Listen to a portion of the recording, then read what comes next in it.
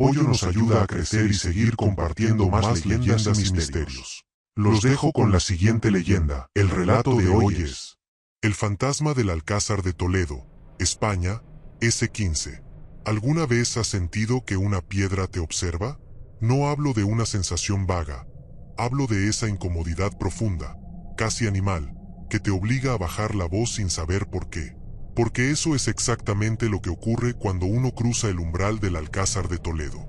Allí, en lo alto del cerro más elevado de la ciudad, donde el río Tajo se curva como si quisiera huir del lugar, se alza esta fortaleza imponente. Sus muros no solo dominan Toledo, la vigilan, y lo hacen desde hace siglos. Ahora imagina esto: finales del siglo XV. Castilla aún respira tensiones internas.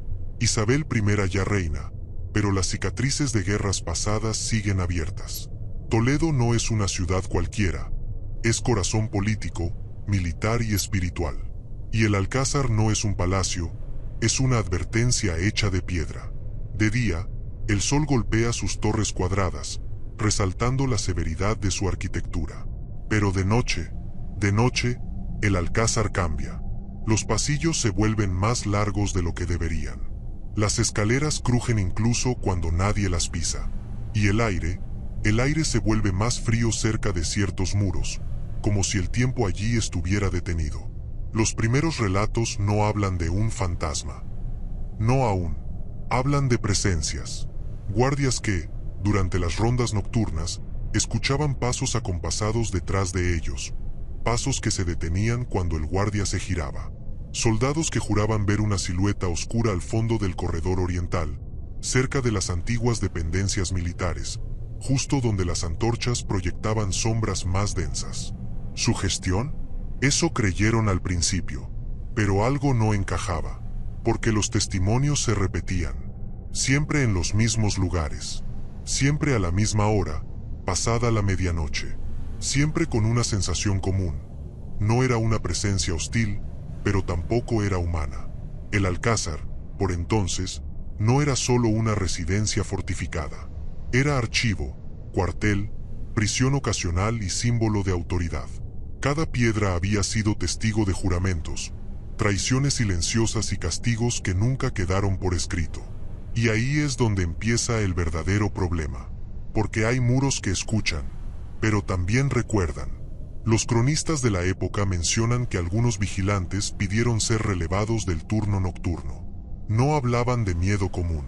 Hablaban de una figura que parecía observar, como si custodiara algo que ya no pertenecía a los vivos. Una figura alta, de porte rígido, con un andar lento, casi ceremonial. ¿Un soldado? ¿Un noble caído en desgracia?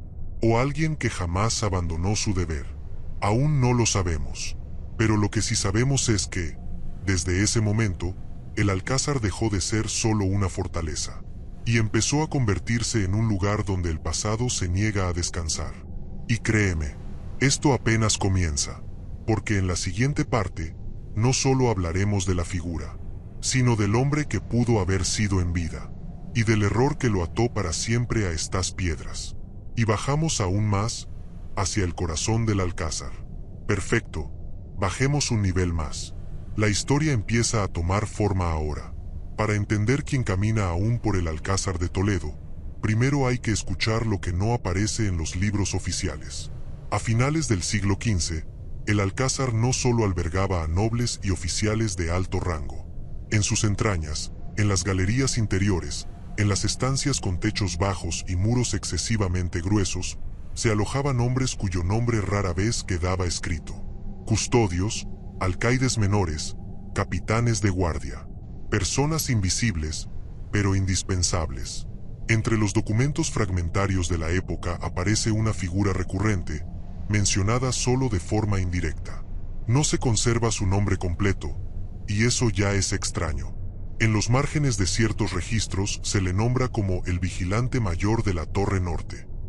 La Torre Norte del Alcázar mira directamente hacia el Tajo. Desde allí, el viento golpea con fuerza constante, haciendo gemir la piedra como si respirara. Era un puesto incómodo, frío incluso en verano.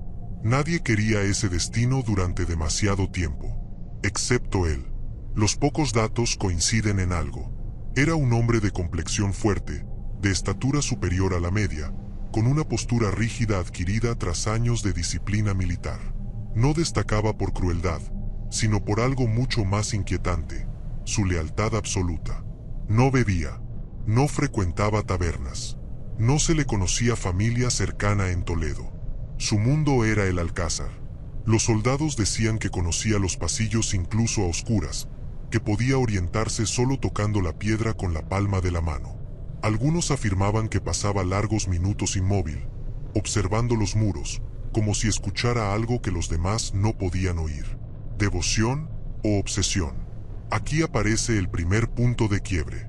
En el invierno de 1492, un año cargado de cambios históricos para Castilla, se ordenó una reorganización interna del alcázar.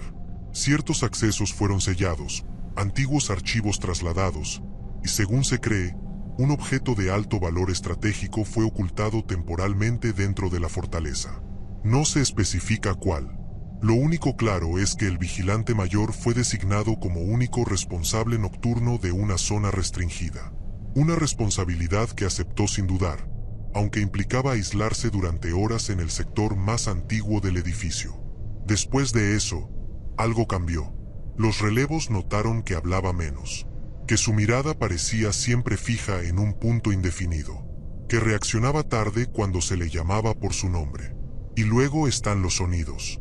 Golpes secos en la madrugada, el roce de botas avanzando lentamente, y una voz baja, casi inaudible, que repetía una frase incompleta, como si estuviera dando una orden que nadie obedecía. Los registros indican que una noche, al amanecer, no respondió al relevo. Cuando abrieron la estancia asignada, no había señales de lucha, no había desorden, no había sangre, solo su lanza apoyada contra el muro, su casco cuidadosamente colocado, y una sensación sofocante que obligó a los presentes a salir de inmediato. El hombre había desaparecido. ¿Huyó? ¿Fue trasladado en secreto? ¿O nunca salió de allí? Porque a partir de ese momento, las apariciones adoptaron una forma más definida. Una silueta que patrulla, que se detiene frente a ciertos muros, que parece vigilar algo que ya no puede proteger. Y lo más inquietante, jamás se le ha visto abandonar el alcázar. En la siguiente parte, te llevaré exactamente a los corredores donde la figura aparece con mayor frecuencia, y a los testimonios que, siglos después, confirmaron que aquello no era una simple leyenda. Porque hay lugares que no olvidan a sus guardianes. Seguimos, y ahora entramos en el territorio donde el silencio pesa más que la piedra. Si recorres el Alcázar de Toledo con luz de día, los corredores parecen sobrios, casi solemnes. Techos altos, muros desnudos, suelos de piedra gastada por siglos de pasos. Nada fuera de lo común, hasta que sabes dónde mirar.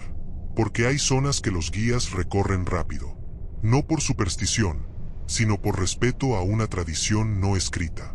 El primero de estos lugares es el corredor oriental inferior, un pasillo estrecho que conecta antiguas dependencias militares con la base de la torre norte. Allí, la luz natural apenas entra, incluso en pleno mediodía. La piedra es más oscura, como si hubiera absorbido humedad o algo más. Los testimonios más antiguos sitúan ahí la primera manifestación clara. No una figura completa, no aún, solo una sombra que no coincidía con ninguna antorcha. Guardias del siglo XVI ya hablaban de ello en cartas privadas. Una silueta alargada que avanzaba lentamente por el muro, pero sin separarse de él, como si formara parte de la propia estructura. Cuando intentaban seguirla, la sombra se detenía y desaparecía al llegar a cierto punto exacto del corredor. Siempre el mismo punto. Ese lugar coincide con un antiguo acceso hoy sellado, tapiado durante reformas posteriores. Los planos confirman que allí existía una pequeña estancia de control, un puesto de vigilancia que fue clausurado sin demasiadas explicaciones. ¿Casualidad? Más arriba, en los tramos intermedios de la torre norte, ocurre algo distinto. Allí no se habla de sombras, sino de presencia física. Personas que aseguran haber sentido un cuerpo pasar junto a ellas, rozando el hombro, acompañado de un leve olor metálico, como hierro antiguo. Un detalle inquietante se repite. Nadie oye pasos cuando la figura se aproxima. Solo cuando ya ha pasado. Y entonces está la escalera de caracol. Esa escalera es más angosta de lo habitual, diseñada para obligar a subir de uno en uno. El sonido se amplifica en su interior, haciendo imposible moverse sin ser escuchado, salvo que no seas del todo sólido. Aquí, los relatos hablan de una figura detenida en el rellano, de espaldas, con la cabeza ligeramente inclinada, como si escuchara órdenes desde lo alto. Quienes la han visto coinciden en algo perturbador. No gira el cuerpo al desaparecer. Simplemente se desvanece, como si la piedra la reclamara. Historiadores modernos han confirmado que esas zonas coinciden con las estructuras más antiguas del Alcázar, algunas levantadas sobre restos anteriores de origen romano y visigodo. Capas de historia superpuestas y atrapadas. Pero hay algo más. Los archivos del siglo XVII mencionan un hecho que nunca se explicó públicamente. Durante una inspección nocturna, un oficial juró haber visto a un guardia saludar a una figura inexistente. El soldado fue reprendido por falta de juicio, pero jamás negó lo ocurrido. Dijo que había obedecido por instinto, porque aquella figura imponía autoridad. ¿Te das cuenta? No es un espectro errante. No vaga sin rumbo. Patrulla. Observa. Custodia. Como si el juramento que hizo en vida no hubiera expirado con su desaparición. Y eso nos lleva a una pregunta inevitable. ¿Qué es aquello que aún protege? Porque en la siguiente parte hablaremos del secreto que pudo haber sido ocultado en el Alcázar, y de por qué el guardián jamás recibió la orden de retirarse. Ahora entramos en la parte que casi nadie se atreve a contar completa, porque aquí la leyenda roza peligrosamente la historia documentada. Para comprender por qué el guardián del Alcázar nunca abandonó su puesto, hay que volver a un detalle que los cronistas mencionan solo de pasada, y que, curiosamente, jamás se explica. Durante las reformas ordenadas a finales del siglo XV, en plena consolidación del poder de los reyes católicos, el Alcázar fue utilizado como depósito temporal de documentos y objetos de alto valor político y militar. Toledo era entonces una ciudad estratégica, protegida naturalmente por el Tajo y por murallas que parecían inexpugnables. No era raro que ciertos bienes se ocultaran allí. Lo extraño es cómo se hizo. Los planos de la época muestran modificaciones internas que no respondían a criterios defensivos normales. Muros levantados dentro de muros, accesos anulados sin registro claro, pequeñas estancias selladas como si nunca hubieran existido. Todo ello concentrado, de nuevo, cerca de la Torre Norte. Hay referencias indirectas a un resguardo excepcional. Nunca se detalla su contenido. Nunca se menciona su destino final. Solo se repite una frase en documentos administrativos. Permanece bajo custodia permanente. Custodia. Y ahí volvemos a él. El vigilante mayor no era un hombre influyente, pero poseía algo mucho más valioso para la corona: discreción absoluta. No preguntaba, no opinaba, no dudaba. Su mayor fortaleza era su obediencia, y su mayor debilidad, justamente la misma. Porque cuando alguien vive únicamente para cumplir una orden, ¿qué ocurre si esa orden no se revoca jamás? Los testimonios indican que, durante los últimos días antes de su desaparición, el guardián se negaba a abandonar su puesto incluso cuando se le ordenaba descansar. Alegaba que aún no era el momento. Nadie supo explicar a qué se refería. Algunos compañeros afirmaron que había empezado a hablar solo, como si recibiera instrucciones que nadie más oía. No gritaba, no deliraba, simplemente murmuraba respuestas breves, formales, como en un relevo militar. Lo más inquietante ocurrió pocos días antes de su desaparición. Un oficial declaró que, al pasar cerca de la zona sellada, sintió un frío repentino y escuchó una frase clara, pronunciada con voz firme: "No se ha autorizado la retirada". La voz no provenía de ningún lugar visible. El Alcázar, por entonces, ya acumulaba siglos de historia, pero nunca se había registrado algo semejante. No era lamento, no era amenaza, era una orden. Tras la desaparición del vigilante, los intentos por reabrir las estancias selladas fueron pospuestos una y otra vez. Cambios políticos, traslados administrativos, reformas posteriores, el tiempo hizo su trabajo. Las nuevas generaciones dejaron de saber qué había allí. Pero el Alcázar no. Siglos después, durante restauraciones documentadas, se constató que ciertos muros antiguos no coinciden con los planos oficiales. Hay espacios que, en teoría, no deberían existir, y sin embargo están ahí, cerrados, inaccesibles. Espacios que nadie ha reclamado. Espacios que nadie ha vuelto a custodiar. Excepto uno. Porque la figura sigue apareciendo. Siempre en las rutas que conducen a esos muros sellados. Siempre vigilante. Siempre incompleta, como si perteneciera a otra capa del tiempo. Y entonces surge la pregunta que nadie quiere formular en voz alta. ¿Y si el guardián no se quedó porque murió allí, sino porque aún espera una orden que jamás llegó? En lo siguiente los relatos se vuelven más intensos, más cercanos y peligrosamente precisos. Testimonios posteriores, ya en siglos modernos, que confirman que algo sigue respondiendo cuando se invade su territorio. Bien, ahora la historia cruza una línea delicada, porque aquí ya no hablamos solo de rumores antiguos, sino de testimonios repetidos a lo largo de los siglos. Con el paso del tiempo, el Alcázar de Toledo dejó de ser únicamente fortaleza real. Cambió de funciones, fue adaptándose a nuevas épocas, nuevas guerras, nuevas ideologías. Pero hay algo que no cambió jamás: las zonas donde la presencia se manifiesta. Durante los siglos XVI y XVII, cuando el edificio fue reformado y reutilizado, aparecen registros de incidentes nocturnos que no encajaban con accidentes comunes. No se hablaba de fantasmas en documentos oficiales, eso habría sido inaceptable, pero sí de interrupciones inexplicables y fallos de vigilancia.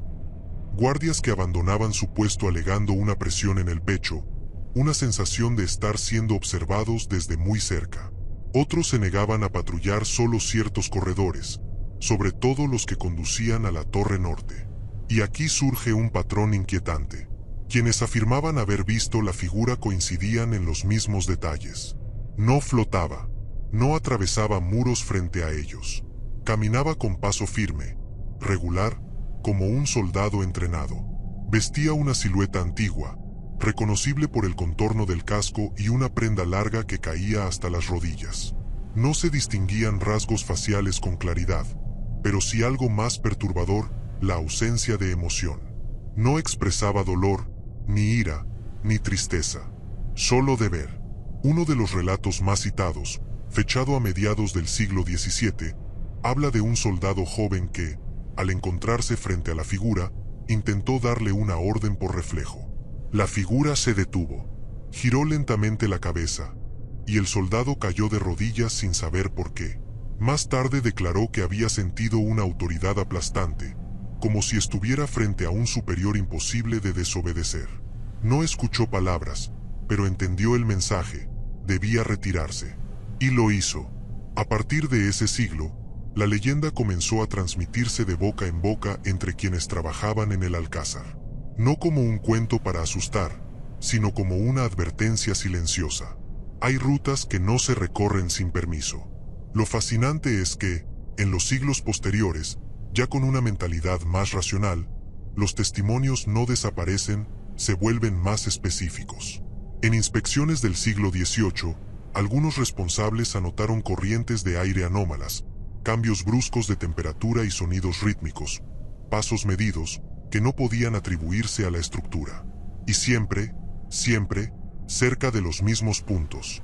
Los historiadores modernos han confirmado que esas zonas coinciden con tramos originales del Alcázar medieval, conservados casi intactos bajo capas de reconstrucción. Como si el edificio hubiera decidido proteger ciertos pasajes de la mirada moderna. Y entonces aparece el detalle más inquietante de todos. En varias ocasiones, cuando alguien intentó permanecer más tiempo del permitido cerca de los muros sellados, se registraron interrupciones súbitas, lámparas que se apagaban sin causa, puertas que se cerraban con violencia seca, no caótica, deliberada. Como una corrección. El guardián no ataca, no persigue, no castiga sin razón, solo impide. ¿Te das cuenta de lo que eso implica? No es un alma en pena, es un centinela. Y si sigue cumpliendo su función después de tantos siglos, es porque aquello que custodia nunca fue reclamado. Nos acercaremos al punto más temido del Alcázar, el lugar donde la figura ha sido vista con mayor claridad, y donde incluso los escépticos admitieron que algo no encaja. Respira hondo, porque ahora entramos en el núcleo del relato. Aquí es donde incluso los más racionales y valientes bajaron la voz. Hay un punto exacto dentro del Alcázar de Toledo donde la historia deja de ser cómoda. No aparece destacado en los planos turísticos ni se menciona con énfasis en las visitas guiadas. Es una zona de paso, aparentemente insignificante, y sin embargo, todos los relatos convergen allí. Se trata de un descanso de corredor situado entre la base de la Torre Norte y una antigua dependencia hoy sin uso definido. No es una sala, no es un cruce amplio, es, simplemente, un lugar donde uno se detendría un instante antes de continuar. Y tal vez por eso, allí, la figura ha sido vista de frente. No como sombra, no como sensación, sino como presencia completa. Los relatos más detallados proceden de los siglos XVIII y XIX, cuando el Alcázar ya había pasado por incendios, reconstrucciones y nuevos usos. Personas de formación militar, arquitectos, funcionarios, gente poco inclinada a supersticiones. Uno de ellos describió la escena con una precisión inquietante. La figura estaba de pie, recta, con los pies ligeramente separados, como en posición de guardia. La indumentaria no correspondía a ninguna época moderna. No era brillante ni etérea. Era opaca, pesada, como ropa real bajo poca luz. El rostro, apenas visible. No porque estuviera deformado, sino porque parecía retirado, como si la luz no terminara de alcanzarlo. Sin ojos discernibles, pero con la certeza perturbadora de que miraba. Quien lo observó dijo algo que se repite en otros testimonios. No sintió terror inmediato. Sintió corrección. La sensación de haber llegado a un sitio donde no debía estar.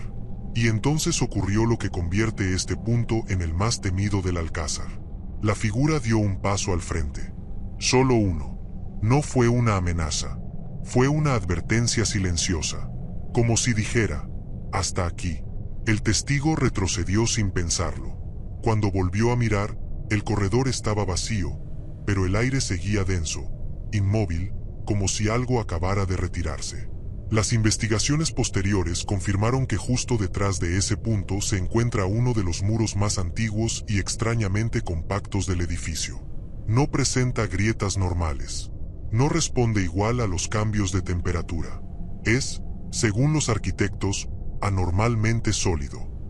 Demasiado para una simple pared interior. Algunos especialistas sugirieron que podría ocultar una estancia menor, tapiada desde época medieval. Nada extraordinario, salvo que nunca se autorizó su apertura. Siempre había una razón para posponerlo. Siempre un imprevisto, como si el Alcázar mismo rechazara la idea. Y aquí aparece un detalle humano, inquietantemente humano. En relatos tardíos, se menciona que la figura parece mostrar un desgaste que no es físico, sino emocional. Su postura sigue siendo firme, pero hay algo rígido, forzado, como alguien que se mantiene en pie por costumbre, no por descanso. Su mayor fortaleza sigue siendo la disciplina. Su mayor debilidad, no saber detenerse. Porque si alguna vez fue un hombre, fue uno que no conoció otra vida fuera del deber. Y ahora, incluso en esta forma incompleta, sigue obedeciendo una orden que nadie recuerda haber dado. En la siguiente parte, hablaremos del momento de mayor tensión, cuando el guardián no solo fue visto, sino respondió a una intrusión directa. Ahí es donde la historia alcanza un punto alto. Aquí es donde todo se tensa, porque en este punto, el guardián deja de limitarse a observar. El episodio que marca un antes y un después en la leyenda del Alcázar no pertenece a la Edad Media ni a los siglos inmediatamente posteriores. Ocurre cuando la fortaleza ya ha sido estudiada, medida, catalogada, cuando se supone que todo está bajo control. Y, aún así, algo respondió. Durante una intervención técnica, una revisión estructural en una zona próxima a la Torre Norte, se autorizó el acceso a un tramo que llevaba décadas sin ser transitado de forma regular. No se trataba de abrir muros ni forzar entradas selladas. Solo observar, medir, documentar. Nada más. La noche elegida fue tranquila. Demasiado. Quienes participaron relataron que, al avanzar por el corredor, el sonido de sus pasos se apagaba de manera extraña, como si el eco fuera absorbido antes de completar su recorrido. Las lámparas proyectaban sombras que no coincidían del todo con los cuerpos. Y entonces, sin previo aviso, la temperatura descendió. No gradualmente. De golpe. Uno de los presentes se detuvo al sentir una presión clara en el pecho, como si el aire se hubiera vuelto más denso. Otro aseguró haber escuchado un ruido seco detrás de ellos. No un golpe, sino algo parecido al encaje de una bota contra piedra. Un paso. Cuando giraron, la figura estaba allí. No surgió de la oscuridad. No apareció lentamente. Simplemente estaba. Más definida que nunca. El contorno del casco era inconfundible. La prenda, pesada, recta, caía sin moverse aunque el aire sí lo hacía alrededor. La postura era impecable, pero había algo distinto esta vez. La figura no miraba al frente, los miraba a ellos. Y por primera vez, hubo interacción directa. No palabras, no gestos amplios, solo un leve movimiento del brazo, firme, preciso, señalando el pasillo por el que habían llegado. Una orden silenciosa. Nadie discutió, nadie preguntó. El retroceso fue inmediato, casi instintivo. Uno de los técnicos confesó después que, durante esos segundos, olvidó por completo dónde estaba, quién era, qué hacía allí. Solo sabía que debía obedecer. Al retirarse, algo más ocurrió. Las luces parpadearon una sola vez, y el sonido de pasos volvió a escucharse. Pero esta vez no eran los suyos. Eran regulares, medidos, acompañándolos hasta que abandonaron la zona. Al día siguiente, el acceso fue cerrado sin explicaciones públicas. No se habló de fallos técnicos ni de riesgos estructurales. Simplemente se decidió que no era necesario continuar. Y así nació una certeza entre quienes conocen el interior del Alcázar. No todas las prohibiciones vienen de arriba, porque si el guardián reaccionó, no fue por curiosidad, fue por invasión, como si alguien hubiera cruzado un límite que llevaba siglos marcado. Eso nos deja frente a la pregunta más incómoda de todas. Si el guardián responde, si distingue entre tránsito permitido y prohibido, si actúa solo cuando es necesario, ¿está realmente solo? En la siguiente parte, nos acercaremos al momento más intenso de la leyenda, cuando la figura parece fallar, cuando el peso de los siglos empieza a notarse, y el Alcázar mismo parece sostenerlo. Ahora baja un poco la voz, porque esta parte no habla de fuerza, sino de agotamiento. Con el paso de los siglos, algo empezó a cambiar en los relatos. No en la presencia, sino en su comportamiento. Los testimonios más antiguos describen a un guardián firme, impecable, casi inquebrantable. Pero en los relatos más tardíos aparece un matiz nuevo, inquietante, la fatiga. No una fatiga física, eso no tendría sentido, sino algo más profundo. Como si el peso del tiempo hubiera comenzado a doblar, apenas perceptiblemente, aquello que lo mantiene en pie. Algunos vigilantes modernos hablaron de una postura ligeramente distinta, ya no completamente erguida, apenas un descenso en los hombros. Un gesto mínimo, pero imposible de ignorar para quienes conocían la leyenda. Otros afirmaron haberlo visto detenido por más tiempo del habitual, inmóvil frente a los muros sellados, como si escuchara algo que no llegaba nunca. Ya no patrullaba con la misma regularidad. Aparecía menos, pero cuando lo hacía, la sensación era más intensa, más densa. En una ocasión particularmente citada, un guardia nocturno afirmó haber sentido algo completamente nuevo. Tristeza. No miedo, no presión. Tristeza profunda, ajena, como si no fuera suya, pero lo atravesara. Dijo que, durante unos segundos, tuvo la certeza de que aquella figura no vigilaba solo un lugar, sino una promesa. Y ahí surge el detalle más humano de toda la leyenda. Algunos testimonios mencionan que, en raras ocasiones, la figura parece mirar hacia la salida, hacia el camino que conduce fuera del Alcázar, hacia la ciudad de Toledo. No avanza, no se mueve, solo observa, como alguien que recuerda, porque si alguna vez fue un hombre, también tuvo debilidades.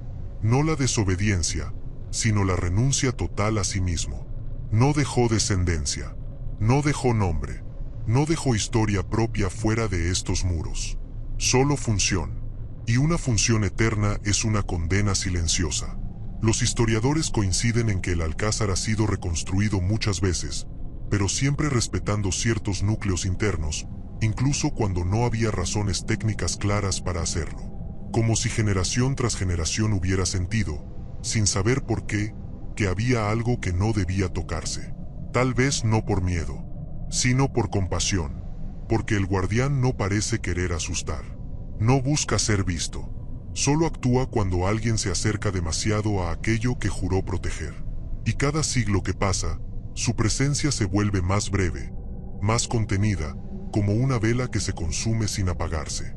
Y eso nos acerca al final inevitable, porque si el guardián se debilita, si su vigilancia se fragmenta, entonces queda una pregunta que nadie quiere responder.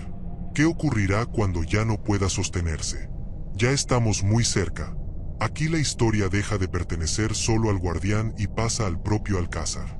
Hay una idea que se repite entre quienes han estudiado el Alcázar durante generaciones. Este lugar no es solo un edificio. Es una voluntad acumulada. Piedra sobre piedra, juramento sobre juramento. Y cuando el guardián comenzó a mostrar señales de desgaste, algo más empezó a manifestarse.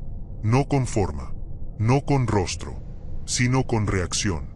En determinados momentos, siempre cerca de los muros sellados, se registraron fenómenos que no podían atribuirse a corrientes de aire ni a fallos estructurales. Vibraciones leves bajo los pies, sonidos profundos que no eran pasos, como si el edificio se reajustara. Arquitectos modernos confirmaron que ciertas zonas del Alcázar presentan una resistencia anómala. No ceden como deberían. No se fracturan. Es como si la estructura entera trabajara para mantenerse intacta, incluso contra su propio desgaste natural. Y ahí surge la hipótesis más inquietante de todas. ¿Qué pasa si el guardián no está solo porque el Alcázar lo retiene, sino porque el Alcázar lo necesita? Los relatos más intensos hablan de noches en las que no se ve la figura, pero se siente algo peor. Una presión uniforme, una vigilancia invisible que recorre los corredores como una marea silenciosa. En esas ocasiones, nadie se atreve a acercarse a los puntos sellados.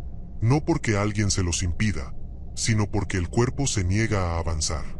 Como si el propio lugar dijera, aún no. Algunos estudiosos sugieren que el juramento del vigilante no terminó con su desaparición, sino que quedó anclado al edificio, fundiéndose con él. Que la figura es solo la manifestación visible de algo más grande. Un deber que se volvió estructura. Por eso, cuando la presencia se debilita, el Alcázar responde. Puertas que se traban, pasillos que parecen alargarse, silencios que pesan como advertencias. No es agresión, es continuidad. El clímax de la leyenda no es un grito, ni una aparición violenta. Es un equilibrio frágil entre la memoria de un hombre y la permanencia de un lugar. Y aquí está el dato más revelador. A pesar de siglos de estudios, guerras y reconstrucciones, nadie ha abierto oficialmente las estancias que el guardián custodia. No porque no puedan, sino porque nunca se ha considerado necesario hacerlo. Como si, en el fondo, todos entendieran que hay secretos que no piden ser revelados, solo protegidos. Y entonces, la historia nos deja al borde de su última pregunta. Si el juramento sigue activo, si el guardián aún responde, si el Alcázar lo sostiene, ¿quién se atrevería a darle la orden final? Aquí cerramos, no con estruendo, sino con el mismo respeto con el que esta historia ha sobrevivido siglos. El Alcázar de Toledo sigue en pie. Ha visto caer reinos, cambiar banderas, arder y reconstruirse. Ha sido fortaleza, palacio, ruina y símbolo. Y, sin embargo, hay algo que permanece inalterable, algo que no figura en fechas ni en placas conmemorativas. Un puesto de guardia que nunca fue relevado. La leyenda no habla de liberación ni de descanso eterno. No hay exorcismos ni finales cerrados. Porque esta historia no necesita un desenlace inventado. Su fuerza está, precisamente, en lo que no ha ocurrido. El guardián no se ha marchado. Sigue apareciendo, de forma cada vez más breve, cada vez más contenida. No para asustar, no para reclamar atención, sino para cumplir una función que nadie recuerda haberle asignado, pero que todos respetan. Quizá por eso, quienes trabajan allí aprenden pronto a distinguir los silencios normales de los silencios cargados. A reconocer cuando un pasillo se vuelve demasiado quieto, cuando una zona parece cerrarse sin puertas visibles. Y entonces retroceden. No por miedo, por entendimiento, porque el guardián no es un castigo, es una consecuencia. La consecuencia de un juramento pronunciado en una época donde la palabra dada valía más que la vida misma. Su mayor fortaleza fue la lealtad. Su mayor debilidad, no haber sabido soltarla. Y así, quedó anclado al alcázar, no como prisionero, sino como parte de él. Tal vez algún día, cuando el tiempo haya borrado incluso la memoria de aquello que custodia, la orden final llegue sin ser pronunciada. Tal vez entonces el alcázar ya no necesite vigía. O tal vez no, porque mientras haya muros que recuerden, mientras haya piedras que guarden silencio, mientras exista un lugar donde el pasado aún pesa, el guardián seguirá allí, inmóvil, atento, escuchando una orden que nadie se atreve a dar. Y si alguna vez visitas el Alcázar de Toledo y sientes que alguien te observa sin intención de ser visto, no mires atrás. Simplemente sigue caminando. Él ya sabe que estuviste allí. Fin del relato, el turno continúa.